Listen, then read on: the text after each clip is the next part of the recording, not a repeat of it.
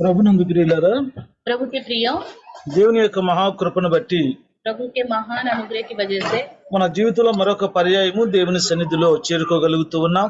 अपने जीवन में फिर से एक बार हम प्रभु के सम्मुख इकट्ठा हैं। ప్రియులారా, ఇంతవరకు మనము పాటల ద్వారా ప్రభు స్తుతించాం, మహిమపరిచాం, గణపరిచాం. अभी तक हमने गीतों के द्वारा प्रभु की स्तुति की, महिमा की। దేవుని యొక్క వాక్యాన్ని ధ్యానం చేసుకుందాం. तो आइए हम प्रभु के वचन को ध्यान करेंगे। ముందుగా మనకందరికి ఇట్టి మంచి అవకాశం ఇచ్చినటువంటి దేవునికి స్తోత్రాలు చెల్లిస్తాం. హల్లెలూయా. सबसे पहले प्रभु ने अच्छा मौका दिया, इसलिए प्रभु की स्तुति करेंगे। हालेलुया। మీకందరూ కూడా హృదయపూర్వక వందనాలు చెల్లిస్తూ आप ఉన్నానండి. सबको मैं दिल से प्रेज लॉर्ड कहता हूँ। ప్రియులారా, प्रियो, ఈ సమయంలో దేవుని యొక్క వాక్యాన్ని ధ్యానం చేసుకుందాం. तो इस समय प्रभु के वचन को हम ध्यान करेंगे। మత్తయి సువార్త मत्ती सुसमाचार 15వ అధ్యాయము 15वां अध्याय మొదటి నుండి కొన్ని వచనాలు చదువుకుందాం. शुरुआत से कुछ वचन हम पढ़ेंगे। ఆ సమయమున యెరూషలేము నుండి శాస్త్రులను పరిసయ్యులను యేసునొద్దకు వచ్చి, నీ శిష్యులు చేతులు కడుగుకొనకుండా భోజనం చేయుచున్నారే, వారెందు నిమిత్తము పెద్దల పారంపర్య ఆచారమును అతిక్రమించుచున్నారని అడిగిరి. అందుకైన మీరును మీ పారంపర్య ఆచారము నిమిత్తమై దేవుని ఆజ్ఞను ఎందుకు అతిక్రమించుచున్నారు? తల్లిదండ్రులను ఘనపరచుమనియు తండ్రినైనను తల్లినైనను దూషించువాడు తప్పక మరణము పొందలనియు దేవుడు సెలవిచ్చెను. మీరైతే ఒకడు తన తండ్రినైనను తల్లినైనను చూచి, నా వల్ల నీకేది ప్రయోజనకరమగునో అది దేవాత్పత్యమని చెప్పిన ఎడల అతడు తన తండ్రినైనను తల్లినైనను గణపరచనక్కరలేదని చెప్పుచున్నారు. మీరు మీ పారంపర్య ఆచారము నిమిత్తమై దేవుని వాక్యము నిరర్థకము చేయుచున్నారు. చాలు, ప్రార్థన చేసుకుందాం. आइए पहले वचन से लेकर हमने 6वें वचन तक पढ़ा है। आइए हम प्रार्थना करेंगे। పరిశుద్ధుడైన తండ్రి, पवित्र परमेश्वर, ప్రేమ కలిగిన ఆయన, प्रेमी प्रभु, జీవాధిపతి యేసయ్య, మీ పాదాలకు వందనాలు స్తోత్రాలు చెల్లిస్తున్నాము స్వామి.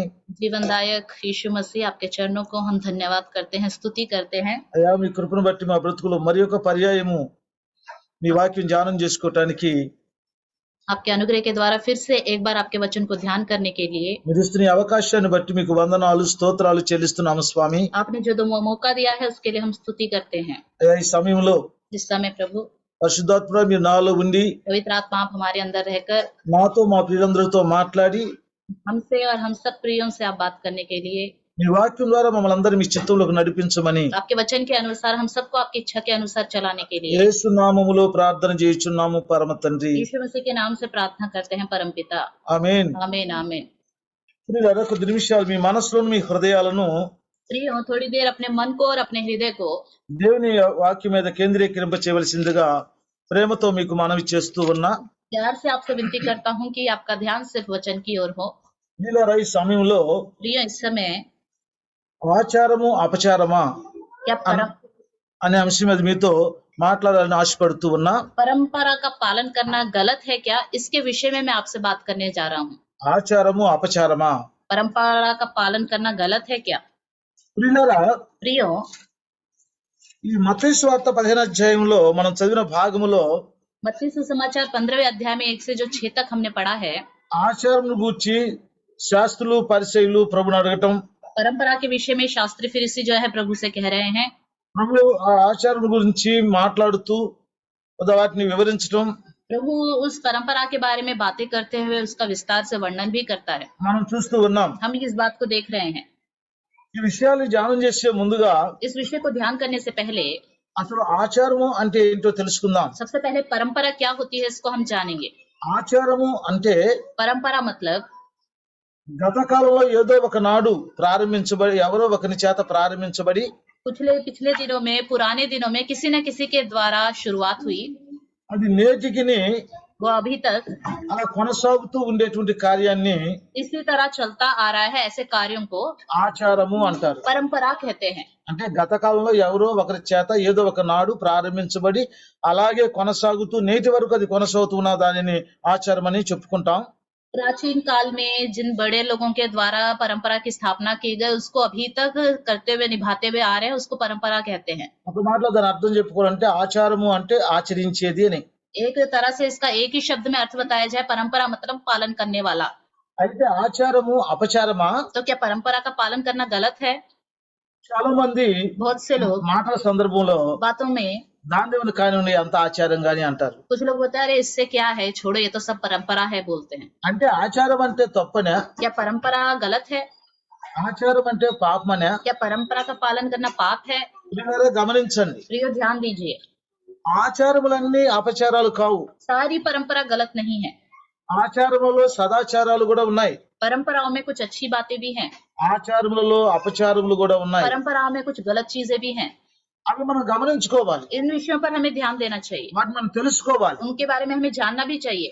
అపచారాలను వదిలివేయాలి, जो गलत है उसको छोड़ना चाहिए సదాచారాల్ని మనం అనుసరించాలి. और जो अच्छाई है उसका पालन करना चाहिए। ఇక్కడ యేసుక్రీస్తు ప్రభువు యొద్దకు వచ్చారు. यहाँ पे यीशु मसीह के पास वो आए। ఎవరు? శాస్త్రులు పరిసయ్యులు. कौन थे वो? शास्त्री और फरीसी। వారు అడుగుతున్నారు ప్రభువారిని, वो पूछते हैं प्रभु से, మీ శిష్యులు आपके चेले చేతులు కడుగుకొనకుండా భోజనం చేయుచున్నారే, बिना हाथ धोए रोटी खाते हैं, వారు ఎందు నిమిత్తం పెద్దల పారంపర్య ఆచారమును అతిక్రమించుచున్నారని అడిగారట. क्यों तेरे चेले पूर्वजों की परंपराओं को टालते हैं करके पूछने लगे। ప్రియులారా, प्रियो, ఆనాడు యూదులలో కొన్ని ఆచారాలు ఉన్నాయి. उस समय यहूदियों में कुछ परंपराएं हुआ करती थी।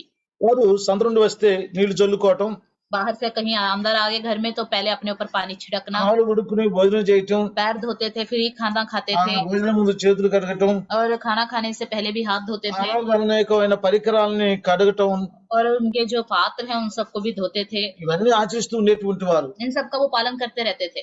మంచిదే, अच्छी बात है, అయితే लेकिन దీనికి ఎంతో ప్రాధాన్యత ఇస్తున్నారు ఆనాటి ఆ శాస్త్రులు పరిసయ్యులు. उस समय जो शास्त्री फरीसी थे इसी बात को प्रमुख समझते थे।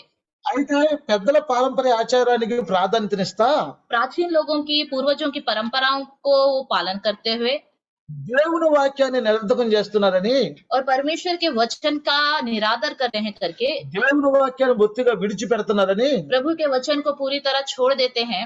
ప్రభు తెలియజేస్తా ఉన్నారు. और प्रभु यहाँ बता रहा है, దానికి ఒక ఉదాహరణ కూడా చెప్పారు. उसके लिए एक उदाहरण भी बताया गया। అదేంటంటే, वो क्या है? తల్లిదండ్రులు గణపరచమని, माता पिता का आदर करना। తండ్రినను తల్లినను దూషించువాడు తప్పక మరణం పొందాలని यदि कोई कहे अपने माता पिता से कि जो मैंने तुझे करना था वो भेंट चढ़ा जा चुका है, దేవుడు సెలవిచ్చాడని ప్రభు చెప్తున్నాడు. और ये प्रभु ने कहा है करके बोलते थे। మీరైతే आप लोग क्या करते हो? ఒకడు తన తండ్రినను తల్లినను చూచి, जो कोई अपने माता पिता को से कहे నా వల్ల నీకేది ప్రయోజనకరమగునో जो कुछ तुझे मुझसे लाभ पहुंच सकता था, అది దేవార్పితమని वह परमेश्वर को भेंट चढ़ा जा चुका, చెప్తున్నారట. ऐसे बोलते हैं। అలా చెబితే ऐसे बोलने से అతను తన తండ్రినను తల్లినను కనపరచనక్కర్లేదని చెప్పుచున్నారు. ऐसी बातें करके वो बताना चाहते हैं कि माता पिता की आदर करने की जरूरत नहीं है। అవును ప్రియులారా, ఆలోచన చేయండి. एक बार सोचिए, నీ తల్లిదండ్రులను సన్మానించమని ధర్మశాస్త్రం ఆజ్ఞలో ఉంది. व्यवस्था में तो आज्ञा है कि अपने माता पिता का आदर करना। తల్లిదండ్రులను తండ్రిని దూషించేవాడు మరణం పొందాలని చెప్పి ధర్మశాస్త్రంలో రాయబడి ఉంది. जो कोई पिता या माता को बुरा कहे वह मार डाला जाए करके व्यवस्था में लिखा हुआ है। అయితే ఈనాడు అనేకులు लेकिन फिर भी आजकल నా వల్ల నీకేది ప్రయోజనకరమో मेरे से जो तेरे लिए लाभदायक था అది దేవార్పితం అని చెప్తున్నారట. वो सब परमेश्वर को भेंट चढ़ाया जा चुका है करके बताते हैं। మరొక చోట కుర్బానీ అని కూడా రాయబడింది. और एक और जगह बाइबल में, एक और जगह भाषा में कुर्बानी करके भी लिखा हुआ है। కుర్బానీ అనే మాటకు అర్థం ఏంటంటే कुर्बानी मतलब क्या है? దేవార్పితం. परमेश्वर को भेंट चढ़ाया जा चुका। అదేంటి? मतलब क्या है? అమ్మా నాన్న, माता पिता, మీకు ఎంతో చేయాలనుంది, मैं तो तुम्हारे लिए बहुत कुछ करना चाहता हूँ, కానీ మీకు చేయాలనుకున్న దాన్ని लेकिन मैं जो कुछ करना चाहता हूँ దేవునికి ఇచ్చేసా. मैंने वो परमेश्वर को दे दिया। ఇక నువ్వు చూడడానికి నా దగ్గర ఏమి లేదు. अब मैं आपको नहीं देख सकता। ఇది ఎంత బాగుందో చెప్పండి. बताइए, ये अच्छी बात है? దేవుని యొక్క ఆజ్ఞను అతిక్రమించినట్లేదా? क्या ये परमेश्वर की आज्ञा का उल्लंघन करने के समान नहीं है? ప్రియులారా గమనించండి, प्रिय, एक बात ध्यान दीजिए, ఈనాటి సమాజంలో అనేకులు आजकल बहुत से लोग పెద్దల పారంపర్య ఆచారములకు जो पूर्वजों की परंपरा है మరి ప్రాధాన్యతనిస్తా उसको प्रमुख जानते हैं, దేవుని వాక్యాన్ని నిరర్థకం చేస్తున్నారు. परमेश्वर के वचन को टाल देते हैं, దేవుని యొక్క ఆజ్ఞలను ఉల్లంఘిస్తున్నారు. परमेश्वर की आज्ञाओं का उल्लंघन करते हैं, దేవుని యొక్క ఆజ్ఞలను అతిక్రమిస్తున్నారు. परमेश्वर की आज्ञाओं को पूरी तरह से पालन ही नहीं करते। ఆచార యోగ్యమైన ఉన్నాయి, परंपरा के योग्य के कुछ कार्य भी हैं, సదాచారాలు ఉన్నాయి. अच्छे कार्य भी हैं। దేవుని యొక్క మనం చూస్తాం, प्रभु के वचन में हम देखते हैं, విశ్రాంతి దినమును పరిశుద్ధముగా ఆచరించుటకు దాన్ని జ్ఞాపకం ఉంచుకొనుము అని ఉంది. विश्राम दिन को पवित्र मारना और स्मरण रखना करके भी एक आज्ञा है। ఆచరించేదే ఆచారం. जिसका पालन करते हैं उसी को ही परंपरा बोलते हैं। కాబట్టి విశ్రాంతి దినమును పరిశుద్ధముగా ఆచరించాలి. विश्राम दिन को पवित्र हमें जानना ही चाहिए। ఆ ఆచారం సదాచారమే, वो जो परंपरा है वो अच्छी ही है, అది మంచి ఆచారమే, वो अच्छी परंपरा ही है, అది దేవుడు నియమించినటువంటి ఆచారమే. वो परमेश्वर ने ही उसका पालन करने को कहा है। అలాగే నీ తల్లిని నీ తండ్రిని సన్మానించుము అన్నది కూడా మంచి ఆచారమే. इसी तरह तेरे माता पिता का आदर करना ये भी अच्छी परंपरा है। తల్లిదండ్రులు దూషించోడు తప్పక మరణం పొందాలనేది దేవుని యొక్క ఉద్దేశమే, మంచి ఆచారమే. जो माता पिता को बुरा कहे वह मार डाला जाए, ये भी परमेश्वर ने बताया है, ये भी एक अच्छी परंपरा है। అయితే लेकिन అది తల్లిదండ్రులతో చెప్తున్నారట, वो माता पिता से कहते हैं ఏది మీకు ప్రయోజనకరమో నా వలన जो मुझसे तुम्हें लाभ पहुंच सकता था అది దేవార్పితం అని చెబుతున్నాడు. वो परमेश्वर को मैंने भेंट चढ़ा दिया। దేవుడికి ఇచ్చేసాను, నా దగ్గర ఏం లేదు, ఉంటే మీకు మిమ్మల్ని చూసేవాడినే లేక మీకు పెట్టేవాడినే इस అని तरह చెప్తున్నారు. से वो कहता है कि जो कुछ मेरे पास था मैंने परमेश्वर को भेंट चढ़ा दिया, अब मैं तुम्हारा देखभाल किससे करूं? वो होता तो मैं तुम्हारा देखभाल कर लेता। దేవుని వాక్యంలో ఉంది ప్రథమ ఫలాలు ఇవ్వమని, దశభాగాలు ఇవ్వమని, కృతజ్ఞత అర్పణలు ఇవ్వమని దేవుని యొక్క వాక్యంలో ఉంది. प्रभु के वचन में भेंट चढ़ाने के लिए लिखा हुआ है कि जो भी कुछ तुम अर्पण करना चाहते हो वो दे सकते हो, दशवांश दे सकते हो करके लिखा हुआ है। దేవుని నామంలో వేదన కనికరించమని దేవుని యొక్క వాక్యం ఉంది. परमेश्वर का वचन भी है, प्रभु के नाम से दीनों पर, कंगालों पर आप पैसे भी दे सकते हो करके लिखा हुआ है। అవన్నీ చేయవలసిందే. वो सब तो करना ही पड़ेगा।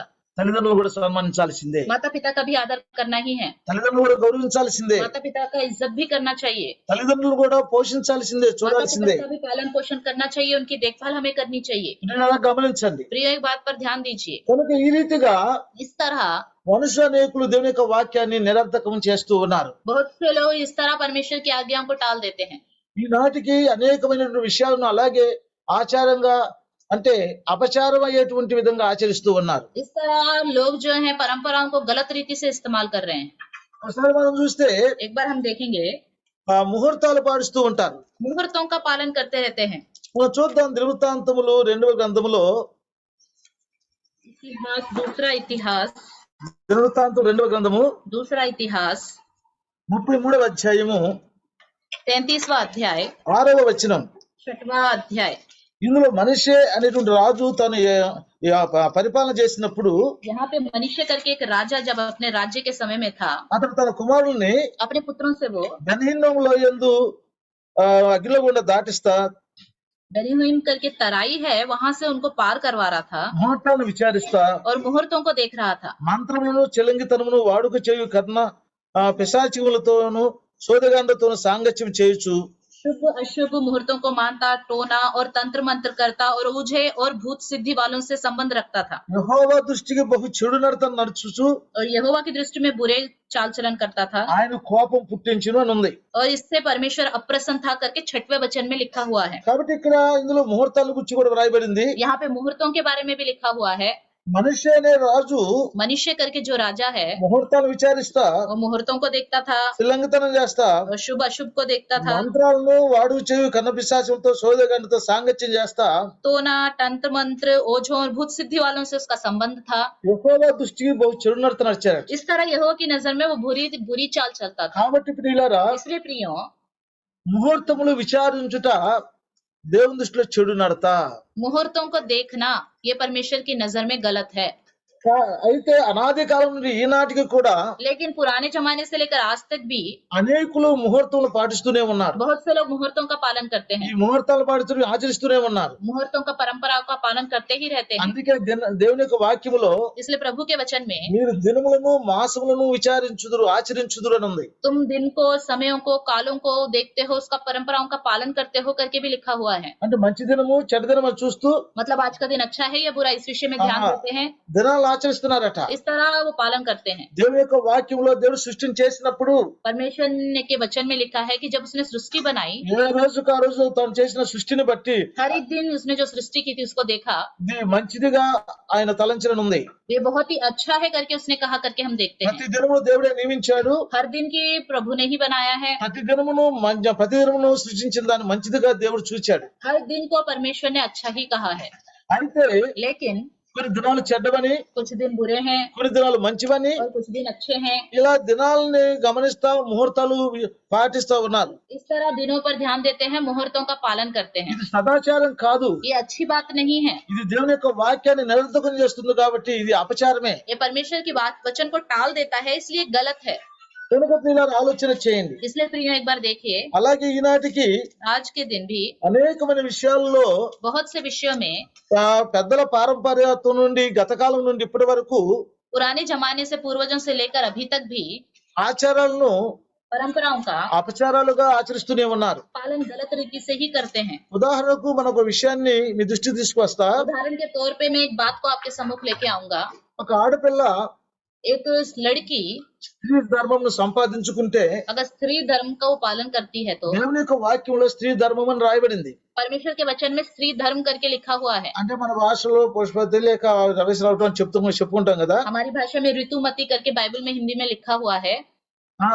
అట్టి కార్యమును ऐसे कार्यों को బహిరంగముగా खुल्लम खुल्ला ఆడంబరంగా और बहुत ही आनंद के साथ గొప్ప ఫంక్షన్ గా దాన్ని జరుపుకుంటూ ఉంటారు. बड़ा फंक्शन करते हैं लोग।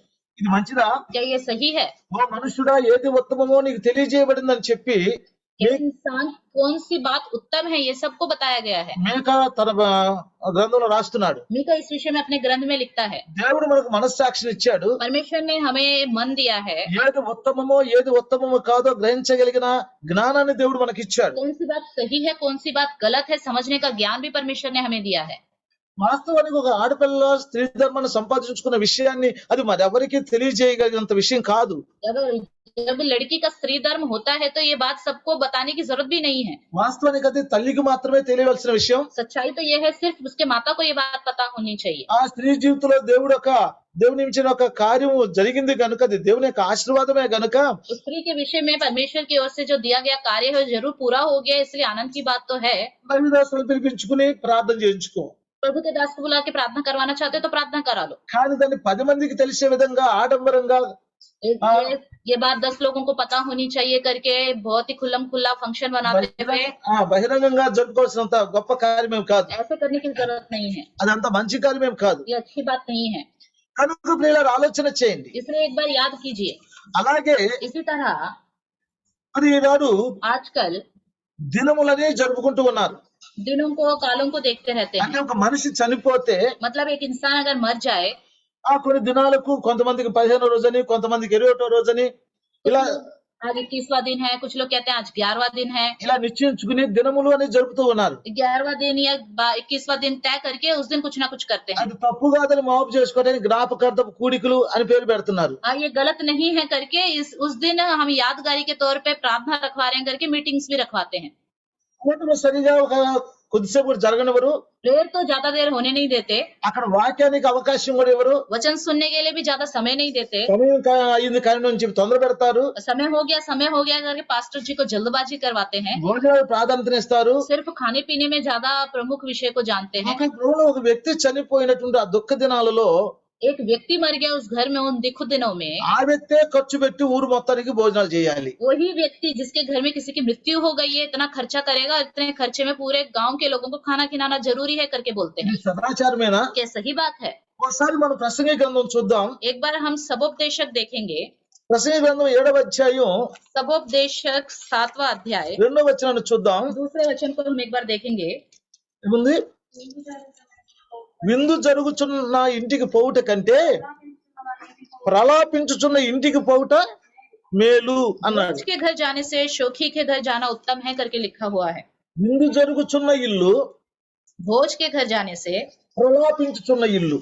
शोक के घर जाना उत्तम है। విందు జరుగుచున్న ఇల్లే, విందు జరిగేది ఎక్కడ? విందు సంతోషానికి గుర్తు. भोज मतलब खुशी का चिन्ह है। भोज విందు జరిగే ఇంట్లో ప్రలాపం లేక ప్రలాపం జరిగే ఇంట్లో విందు ఉండదు. भोज जहाँ होता है वहाँ शोक नहीं होता, शोक जहाँ होता है वहाँ भोज भी नहीं होता है। విందు సంతోషానికి గుర్తు. भोज जो है वो खुशी को दर्शाता है। ఒక బిడ్డ పుడితే సంతోషం విందు చేసుకోవచ్చు. किसी बच्चे का जन्म हो गया तो वहाँ पे भोज होगा खुशी के मारे। వివాహాలు శుభకార్యములకు విందు చేసుకుంటాం. विवाह के विषय में जो शुभ कार्य होते हैं उसके विषय में हम भोज करते हैं। ఏదైనా గొప్ప కార్యాలు మేలు చేస్తే సంతోషంగా విందు చేసుకుంటాం. अगर प्रभु ने हमारे जीवन में खुशी के कार्य किया है, आनंद का कार्य किया है, उसके विषय में भी हम भोज रखते हैं। కుటుంబంలో ఒక వ్యక్తిని పోగొట్టుకున్నప్పుడు దుఃఖ సాగరంలో ఉంటాం. जब परिवार में किसी एक व्यक्ति को हम खो जाते हैं तो हम बहुत ही शोकित हो जाते हैं, వేదనలో ఉంటాం. बहुत ही चिंता में होते हैं। కాబట్టి इसलिए ఆ విందు జరుగుచున్న ఇల్లు వేరు, ప్రలాపించేటువంటి ఇల్లు వేరు. जहाँ पे भोज होता है वो घर अलग है, जहाँ पे शोक होता है वो घर अलग है। రెండు వేరు వేరే दोनों अलग ही अलग है। వాక్యం అలా చెబుతుంది. वचन ऐसे बताता है। కానీ लेकिन ప్రలాపించే ఇంటిలో విందు. शोक जहाँ होता है उस घर में बोझ होने लगता है। కుటుంబంలో వ్యక్తి చనిపోయినప్పుడు ఆప్తులు ఆత్మీయులు వస్తారు చూసి వెళ్ళడానికి. जब घर में किसी की मृत्यु हो जाती है सारे रिश्तेदार आते हैं मिलने के लिए। అక్కడ కార్యక్రమం ఆలస్యం అవుతుంది కాబట్టి వచ్చిన వారికి ఆప్తులు ఆత్మీయులు ఇంటి ప్రక్క వారు ఎవరో విందు చేస్తారు. अगर इतने सारे लोग रिश्तेदार आए हैं, इनके घर में बहुत ही दुखी का माहौल है, इसलिए आस पड़ोस वाले जो हैं उनको खाने पीने के लिए देते हैं విందు చేసి వెళ్తారు. और वो भोजन करके चले जाते हैं। దానికోసం మరలా మరొక రోజు ప్రత్యేకంగా ఒక రోజు ఏర్పాటు చేసుకుని ఊరంతా భోజనాలు చేసినంత అవసరం దీనికి లేదే. इसके लिए खास तौर पे 11वां दिन 15वां दिन करके प्रेयर भोजन सबके लिए करना, पार्टी करने की जरूरत नहीं है। లేదా ఇంటి కుటుంబస్తులందరూ కూడా వేదనలో దుఃఖ సాగులు ఉంటారు గనక उस घर के लोग तो दुखी में तो रहेंगे, इसलिए వారిని ప్రేమించి ఇరుగు పొరుగు వారుగా आस पड़ोस के लोग जो है उनसे प्यार रखते हुए బంధువులుగా और उनके जो रिश्तेदार हैं, స్నేహితులుగా जो मित्र हैं, ఆప్తులుగా ఆత్మీయులుగా जो भी रिश्तेदार हैं, వారికి వండికెళ్ళి పెట్టండి. उनको ले जाके खिलाइए। వారిని ఆ విధంగా ఆదరించండి, పరామర్శించండి. इस तरह उनको तसल्ली दीजिए, उनसे बातें వారే कीजिए। ఖర్చు పెట్టి ఊరంతా భోజనాలు పెట్టడం అనేది शोकित घर के लोग ही खर्चा करें और सब लोगों को बुलाए और सब लोगों को खाना खिलाएं, ఇది సదాచారమా? क्या ये सही बात है? ఇది అపచారం ये కాదా? गलत बात है ना?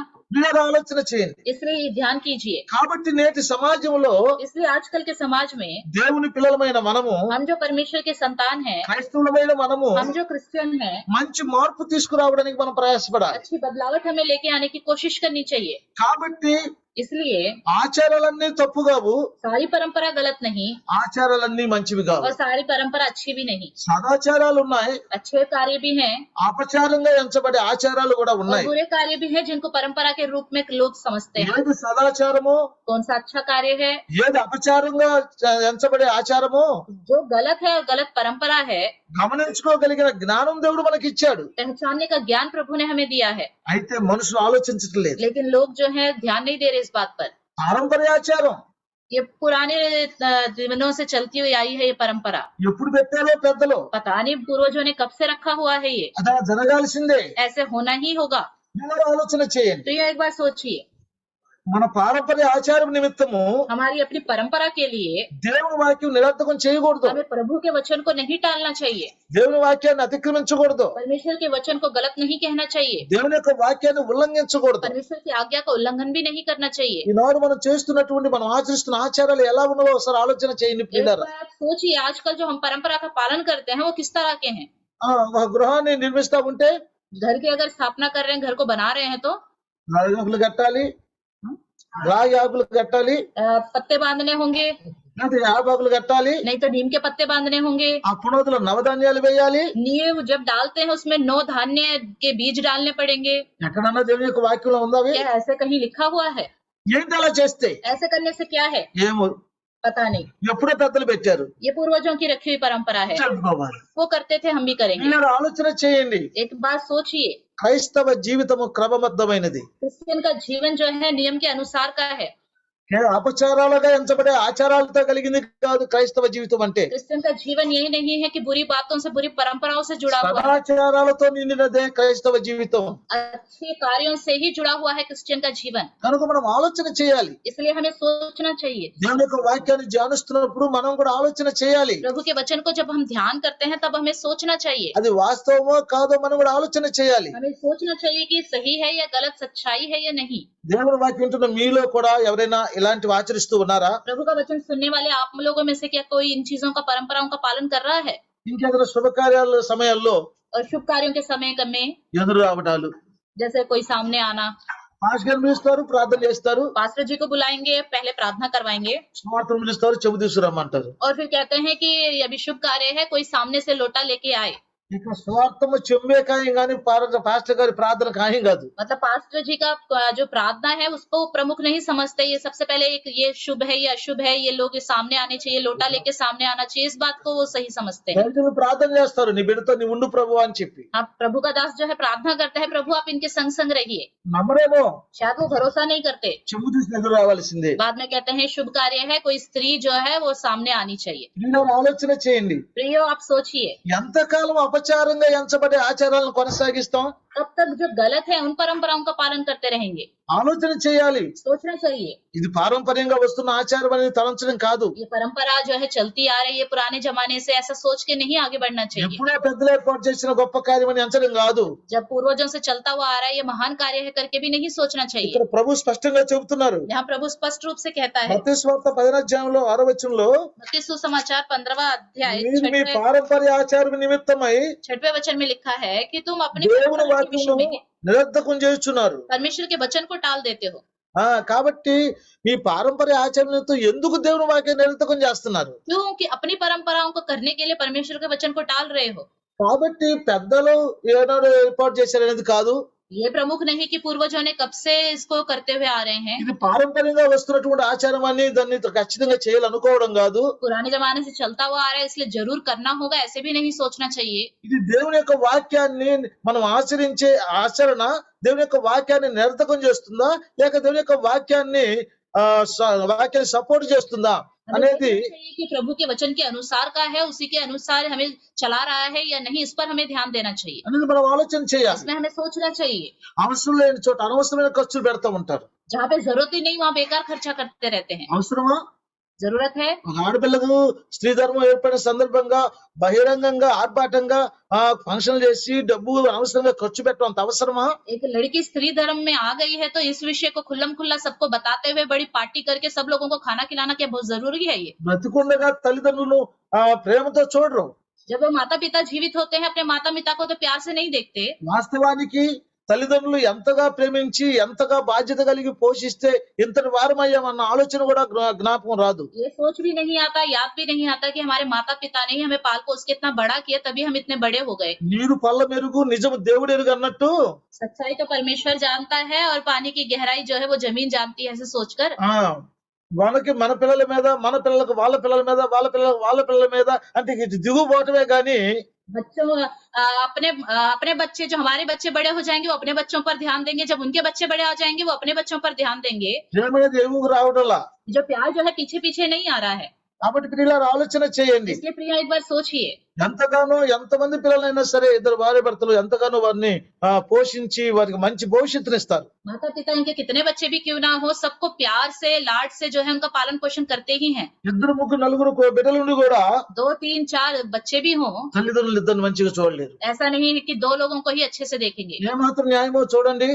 ऐसा करना सही है क्या? పైగా అంటారట మిమ్మల్ని చూడాలని ఉంది కానీ మీకోసం అనుకున్నదంతా దేవుని కోసం ఖర్చు పెట్టాను ఇక మా దగ్గర ఏం లేదంటారు. लेकिन जब बच्चों को माता पिता की देखने की बारी आती है तो कहते हैं कि हम तो आपको देखना चाहते हैं लेकिन जो कुछ भी मेरे पास था मैंने परमेश्वर को भेंट चढ़ा दिया, मैं कैसे आपको देखूं? ఇది క్రైస్తవ్యమా? क्या क्रिश्चियन का जीवन है? ఇది దైవత్వమా? क्या प्रभु जैसा चाल चलना है? ఇది సదాచారమా? क्या ये अच्छा कार्य है? ఇది అపచారం కాదా? ये गलत है ना?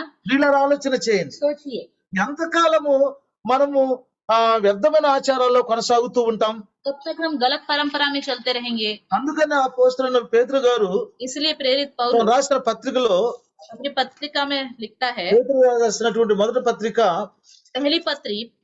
पत्रस की पहली पत्री पहला पत्रस మొదటి అధ్యాయము पहला अध्याय 18-19 వచనాలు మనం చూస్తే 18-19 वचन हम देखेंगे। పితృ పారంపర్యమైన మీ వ్యర్థ ప్రవర్తనను విడిచిపెట్టునట్లుగా వెండి బంగారముల వంటి క్షయవస్తుల చేత మీరు విమోచింపబడలేదు గాని అమూల్యమైన రక్తము చేత అనగా నిర్దోషమును నిష్కలంకమునగు గొర్రె పిల్ల వంటి క్రీస్తు రక్తము చేత విమోచింపబడితిరని మీరు ఎరుగుదురు కదా అంటున్నాడు. तुम जानते हो कि तुम्हारा निकम्मा चाल चलन जो बाप दातों से चला आता है उससे तुम्हारा छुटकारा चांदी सोने अर्थात नाशवान वस्तुओं के द्वारा नहीं हुआ पर निर्दोष और निष्कलंक मेमने अर्थात मसीह के बहुमूल्य लहू के द्वारा हुआ है।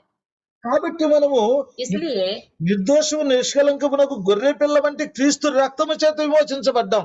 हम जो है निष्कलंक मेमने के बहुमूल्य लहू के द्वारा हम जो है निर्दोष ठहराए गए हैं। ఎందుకంటే పితృ పారంపర్యమైన వ్యర్థ ప్రవర్తనను విడిచిపెట్టడానికి. क्योंकि जो बाप दाताओं का जो बुरा चाल चलन है उनका बुरी परंपरा है उनको छोड़ने के लिए। పితృ పారంపర్యమైన వ్యర్థ ప్రవర్తన అంటే ఆచారమే.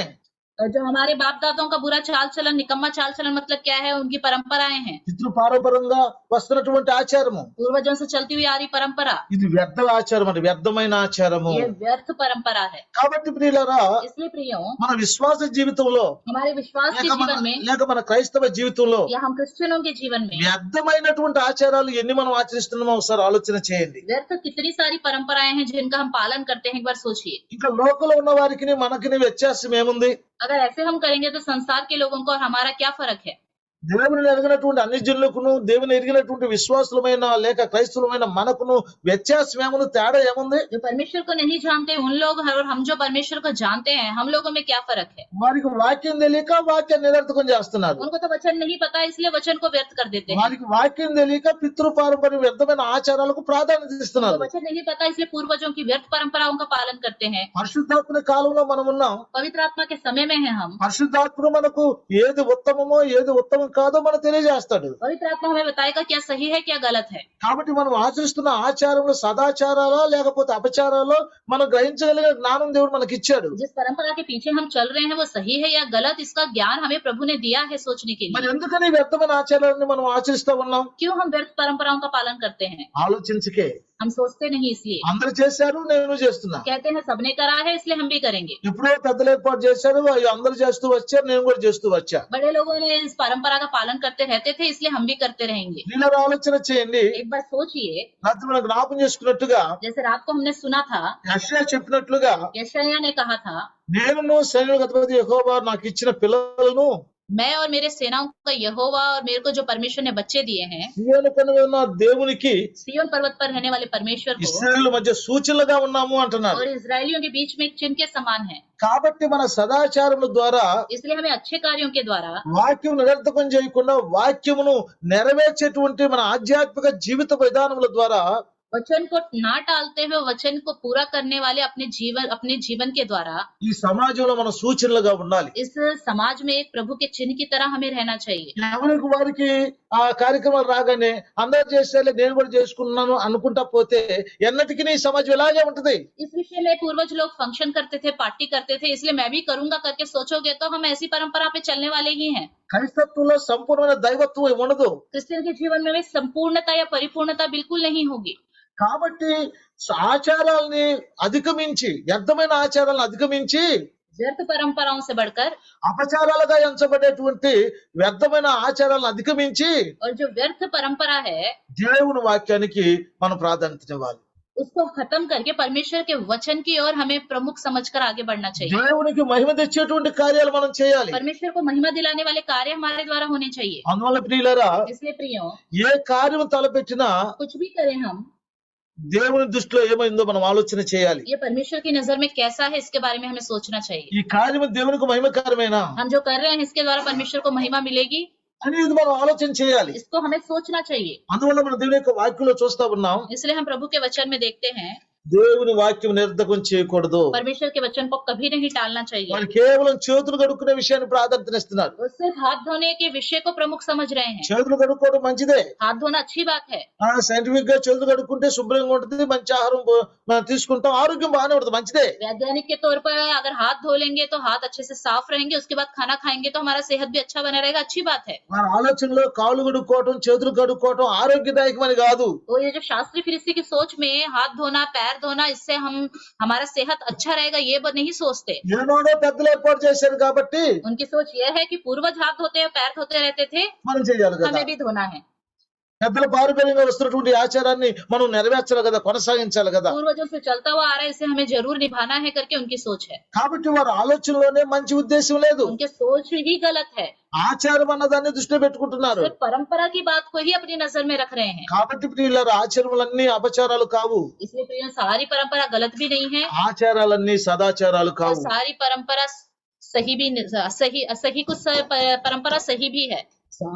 ఆచారాలలో సదాచారాలు ఉన్నాయి, परंपराओं में सही परंपरा ఆచారాలలో అపచారంగా ఎంచబడే ఆచారాలు కూడా और ఉన్నాయి. उसमें कुछ गलत कार्य भी हैं.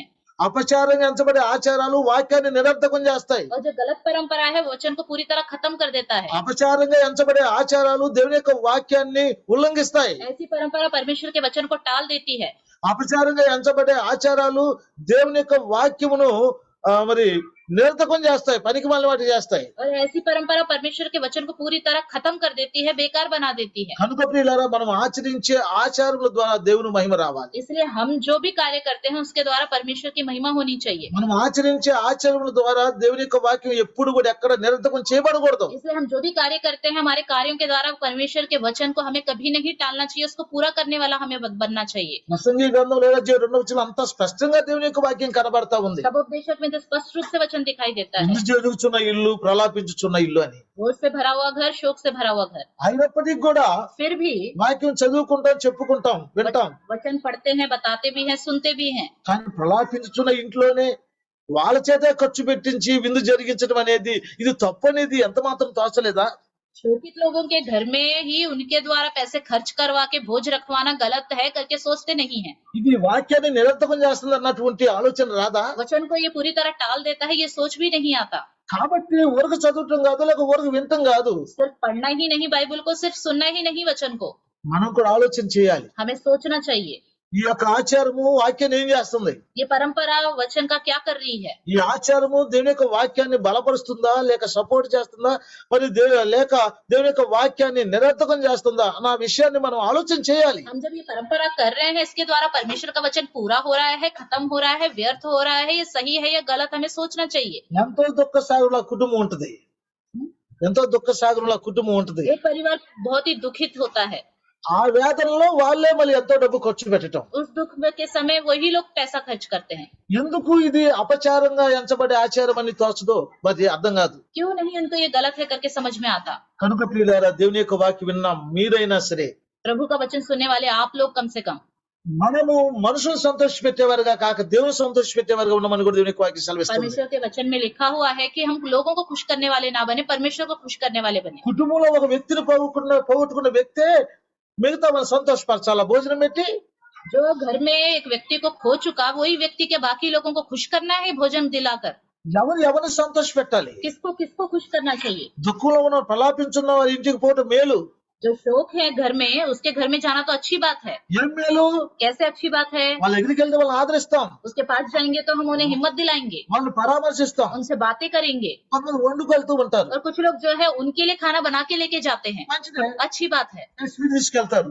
कुछ लोग स्वीट लेके जाते हैं, అంటే తీపి తినటం ద్వారా కొంత మనసు ఆ వేదన మరి మర్చిపోవడానికి అవకాశం ఉంటుంది, మా సంతోషం అనే దానికోసం అలా చేస్తారు. वो मीठा इसलिए लेके जाते हैं, लोग शौकित हैं, थोड़ा सा मीठा खा लेंगे तो ताकत मिलेगा, उनका मूड बदल जाएगा, थोड़ा सा वो खुश हो जाएंगे करके लेके जाते हैं। అంతేగాని కుటుంబంలో ఒక వ్యక్తిని పోగొట్టుకున్నది కాక వాళ్ళు డబ్బు పోగొట్టుకుని అనేకులకు విందు చేయటం అనేది అది మంచి ఆచారం అని ఎట్లా అనుకుంటాం మనం? ऐसा करना गलत है, लेकिन ये नहीं कि वही शौकित हैं, वही लोग खर्चा करके वही लोग सबको खाना खिलाए। ఏ విధంగా దేవుడు దాన్ని మంచిదిగా ఎంచుతాడు? ऐसे करने से प्रभु उसको सही नहीं कहेगा। కాబట్టి చాలా విషయాల్లో మనం దేవుని యొక్క వాక్యాన్ని నిరర్థకం చేస్తున్నాం. इसलिए बहुत से विषय में हम परमेश्वर के वचन को टाल देते हैं, చాలా విషయాల్లో మనం దేవుని యొక్క వాక్యాన్ని ఉల్లంఘిస్తున్నాం.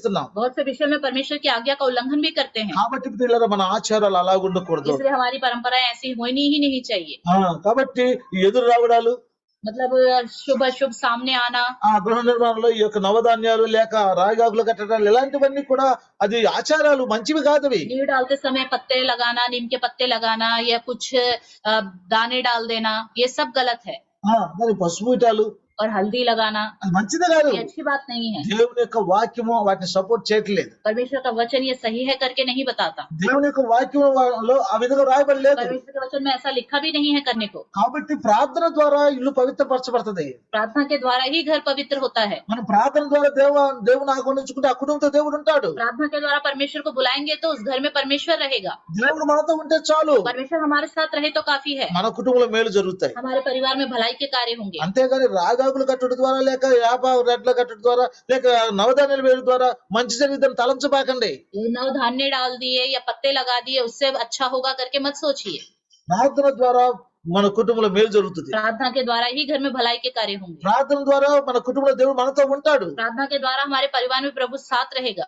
ప్రార్థన ద్వారా దేవుడు మనతో ఉండి మనకు మేలు చేస్తాడు, గొప్ప కార్యాలు చేస్తాడు. प्रार्थना के द्वारा प्रभु हमारे साथ रहकर हमारे घर में भलाई के कार्य करेगा। కుటుంబంలో ప్రార్థన లేకుండా बिना प्रार्थना के దేవుని కలిగి జీవించకుండా प्रभु को अपने साथ रखकर जीवन ना जीते हुए నువ్వు రాయోగులు కట్టు లేకపోతే యాభై రెట్లు కట్టు లేకపోతే నవధాన్యాలు వేయి, आप वहाँ घर में नींव डालते समय नवधान्य डालो या पत्ते लगाओ, నీకేమీ జరగదు. कोई भी भलाई के कार्य आपके साथ नहीं होंगे, ఎందుకంటే నువ్వు ప్రార్థన చేయవు, దేవుడు నీతో ఉండడు. क्योंकि आप प्रार्थना नहीं करते हो, प्रभु आपके साथ भी नहीं रहेगा। నీకు ఏ విధంగా మేలు జరుగుతుంది? तो कैसे आपके जीवन में भलाई के कार्य होंगे? లేదు ప్రార్థన చేసి నవధాన్యాలు వేస్తానంటావా? क्या ये कहोगे मैं प्रार्थना भी करूंगा और पत्ते भी लगाऊंगा, नवधान्य भी डालूंगा? లేక ప్రార్థన చేసి యాభై రెట్లు రాయోగులు కడతానంటావా? प्रार्थना करके ये सब करूंगा करके बोल रहे हो क्या? దుర్మార్గులు దేవుని రాజ్యాన్ని వారసులు గారని దేవుని యొక్క వాక్యం చెబుతుంది. दो मन के जो लोग हैं परमेश्वर के राज्य के वारिस नहीं होंगे करके भी लिखा हुआ है। చేసేది ఏదైనా దేవుని భయంకరమైనటువంటి కార్యాలు చేయాలి. कुछ भी करो परमेश्वर की महिमा के योग्य के कार्य करो, చేసేది ఏదైనా దేవుని యొక్క వాక్యాన్ని బలపరిచేదిగా విధంగా చేయాలి. कुछ भी करो प्रभु के वचन को पूरी तरह बल और सामर्थ्य देने वाला होना चाहिए, అప్పుడు మాత్రమే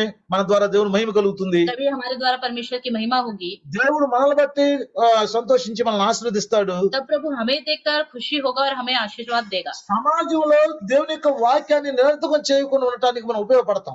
हम तब समाज में परमेश्वर के वचन का उल्लंघन ना करते हुए परमेश्वर के लिए ही लाभदायक हो जाएंगे। అప్పుడు ముగింపులో ఒక విషయం మీకు జ్ఞాపకం చేస్తున్నా. अंत में एक बात याद दिलाता हूँ, ఈ సమాజంలో इस समाज में దేవుని వాక్యం నిరర్థకం చేయబడకుండా ఉండే విధంగా परमेश्वर के वचन को ना टाल सके, ఉండటానికి इसलिए ऐसे रहने के నా लिए వంతు నేను ప్రయాసపడాలి. अपनी तरफ से मुझे कोशिश करनी है। ఇది నా దగ్గర నుంచే ప్రారంభించబడాలి. ऐसा कार्य मेरे से ही शुरू होना चाहिए। దీనికి నేనే పూనుకుని मैं ही खुद आगे बढ़कर వ్యర్థమైన ఆచారాలు విడిచిపెట్టి ये जो बुरी परंपरा है इसको छोड़कर దేవునితో సదాచారాలను జరిగించుకుంటూ प्रभु की नजर में जो अच्छा है उसका సమాజానికి ఒక ఆదర్శవంతంగా ఉండాలని और ఎవరికి समाज వారమే में एक आदर्श के रूप में रहूंगा करके ఎవరికి వారమే हम अपने आप తీర్మానం చేసుకుని निर्णय लेकर ప్రార్థన కొరకు సిద్ధపడతాం. प्रार्थना हम करते हुए तैयार हो जाएंगे, ఎందుకంటే क्योंकि నిర్దోషమైన గొర్రె పిల్ల వంటి క్రీస్తు రక్తము చేత మనం విడిపించబడ్డాం. निर्दोष मेमने के लहू के द्वारा हम छुड़ाए गए हैं, అపచారంతో కూడా ఆచారాలు పాటించడానికి కాదు, ऐसी गलत परंपराओं का पालन करने के लिए नहीं छुड़ाए దేవునికి गए। మహిమకరమైన సదాచారాలను జరిగించడానికే మనము